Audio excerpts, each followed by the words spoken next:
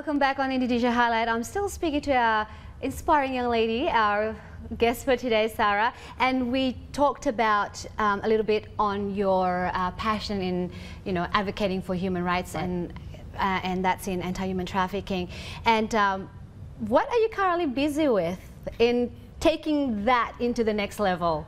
Well, you mentioned earlier, and I'm sure you, along with everybody who's known me for a while now, know that I have never been interested in politics, but somehow in 2013, in the early days, my family asked, knowing that I'm quite the idealist and I am an activist in anti-human trafficking, they asked if I were willing to go into politics because they thought that it's about time that there's the youth being represented. Number one is that, and the other thing is to have someone who truly cares about issues that matter to people. And so in February 2013, I made the very, very, very heavy and hard decision to go into politics, and now I'm running for parliament. So you will be representing regencies like Karanganyar and also Wonogiri and Sragen. Correct. So you weren't interested in politics, and obviously you're doing your campaign right now in those regencies. So what have you discovered?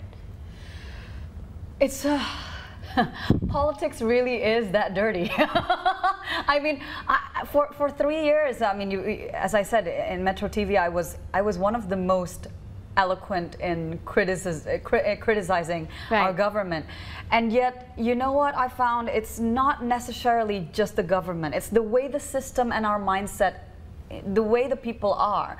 I mean, when I went there the first time, I didn't realize that the mindset and culture, they're expecting once every 5 years for there to be a kind of a bombing of money, income for them, because they think, oh, you want me to vote for you, then how much are you willing to give? It's that culture, wanipiro we call it. How much are you willing, or not even willing, how much would you pay for our votes? And that's what I'm trying to fight against. I mean, I'm going against the current completely. I mean, in terms of early survey, they say that it's impossible for Rahayu, Saraswati, Joy to get one seat. It's impossible because I'm a woman. It's impossible because I'm under the ideal age, being only 28. But our people in Indonesia have forgotten that Jenderal Sudirman was only 29 when he led the army to go to war and to defend our independence. Let's just talk the very core foundation of your vision and mission. Should you have a seat in parliament, what would be the first thing that you're wanting to bring change or bring impact? Well, obviously, I've been very clear that I'm going into politics because I do want to fight for gender equality and for social welfare, and for just the women and children, especially because there's not that many people who would talk about the women's rights and children's rights issues. And but in order to do that, we have to realize that everything is connected, and every single problem we have in Indonesia, their roots are all in education, or the lack thereof. And our system of education is said to be the worst out of 40 countries in the world.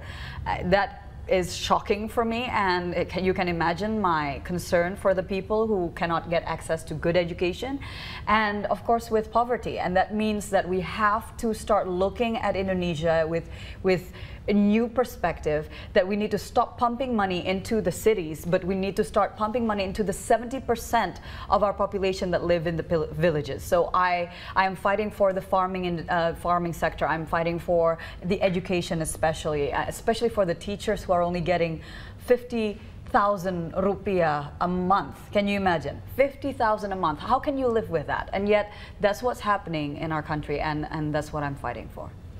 Sarah, thank you so much for being here on Indonesia Highlights, and I wish you the best in your running for a seat in Parliament. Thank you very much for having me.